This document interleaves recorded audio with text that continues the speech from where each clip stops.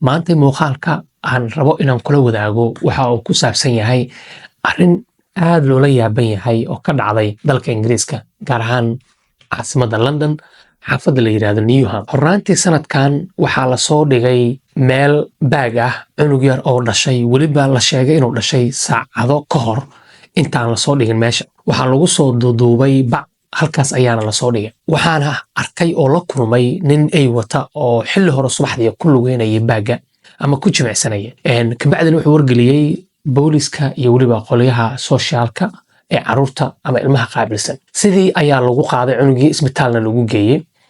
Balse waxaa la yaab ka noqotay ee dadku ay isweydiinayaan, warbaahinta iyo weliba dhammaan reer London ama reer UK aan iraahday ay aad u hadal hayaan waxay tahay in cunugan la soo dhigay waddada ama meesha baagga la soo dhigay ay ka horreeyeen laba cunug oo la soo kala dhigay 2017kii iyo 2019kii. Cunugan hadda la soo dhigana waa sanadkan bilowgiisa ayaa la soo dhigay. Balse cunugii sida caadiyan ahaydba waa la qaadayay, ilmaha waxa la geeyaa meel lagu xanaaneeyo, waa la koriyaa. Kabacdina dad ayaa kafaalo qaada ama la wareega oo korsada oo carruur ka dhigta. Waxaan ognahay in waddamadan reer galbeedka iyo Yurubtuba ay carruur badan dhalin, saas la adligeed carruurta loo baahan yahay. Waxaa jirta su'aalo ay dadka isweydiinayeen taa oo ku saabsan, maadaama haddaad ilmo dhasho aad u dhiibto dowladda iyo weliba hay'adaha ay qusayso carruurta, si tartiib leh ayaa lagaa qaadanaya, waana lagu diiwaan gelinayaa magacaaga iyo inaad dhasho adiga ayaa lagu qorayaa oo markaad rabto soo booqan kartaa.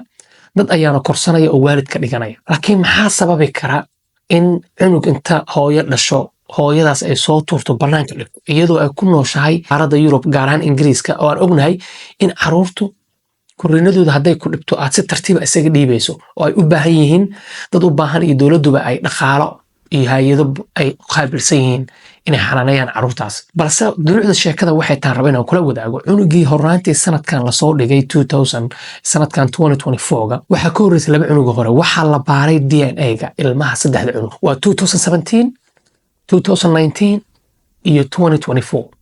Ilmihii markii la baaray waxay noqdeen isku hooyo, oo DNA-gii markii la qaaday waxay noqdeen isku hooyo oo hal hooyo ayaa dhashay saddexdaas cunug.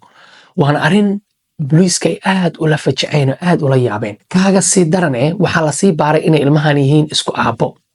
Waxay noqdeen isku aabbo. Taas waxay dhalisay shaki badan iyo in booliisku ay baaritaan sameeyaan oo ay weliba arrintan aysan dhayalsan oo loo qaato arrin serious ah. Booliisku hadda wuxuu wadaa baaritaan. Eeridaas la soo dhigay dhammaan kaamirooyinka ku yaala ayaa waxaa la howlgeliyey boqolaal shaqaale ah si loo soo helo qofka soo dhigay cunugaas, waxa uu yahay ama rag ahaado ama dumar ha ahaado. Arrinta lagu wareersan yahay marka waxay tahay oo booliisku ay la yaaban yihiin, waxaa suuragal ah in haweeneydan ay afduuban tahay laguna haysto guri, kabacdina ilmo laga dhalo ama loo galmoodo. Carruurta markay dhashana xoog looga soo qaado bannaanka la soo dhigo, maadaama cunuga uusan ku noolaan karin qof afduub haysta oo wax kasta u baahanayo. Marka taas ayay booliisku isweydiinayaan. Waxay u badan tahay la yiri in qofkan hooyada ah in saddex cunug ay dhashay si sahal ah ay bannaanka u soo dhigto ay tahay wax caqliga bini'aadanka ka fog, inay maskaxiyan u xanuunsan tahay iyo in qofkan lagu haysto xoog oo ilmaha laga dhalayo. Markii cunuga laga dhalana ay dhashana la soo qaadayo oo bannaanka la soo dhigayo.